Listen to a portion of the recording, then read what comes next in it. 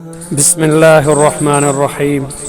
آج کی 3 احادیث مبارک۔ رسول اللہ صلی اللہ علیہ وآلہ وسلم نے فرمایا، جب اللہ تعالیٰ کسی بندے کی موت کے لیے کسی زمین کا فیصلہ کر دیتا ہے تو وہاں اس کی کوئی حاجت پیدا کر دیتا ہے۔ دوسری حدیث مبارک۔ رسول اللہ صلی اللہ علیہ وآلہ وسلم نے ارشاد فرمایا، ہر نبی کو ایک دعا حاصل ہوتی ہے جو قبول کی جاتی ہے، اور میں چاہتا ہوں کہ میں اپنی دعا کو آخرت میں اپنی امت کی شفاعت کے لیے محفوظ رکھوں۔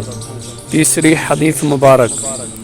رسول اللہ صلی اللہ علیہ وآلہ وسلم نے ارشاد فرمایا کہ کوئی شخص بھی ایسا نہیں جس نے ابو بکر سے زیادہ مجھ پر اپنی جان و مال کے ذریعے احسان کیا ہو۔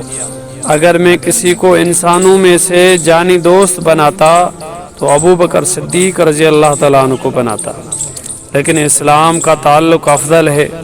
دیکھو ابو بکر کی کھڑکی کو چھوڑ کر اس مسجد کی تمام کھڑکیاں بند کر دی جائیں۔ سبحان اللہ۔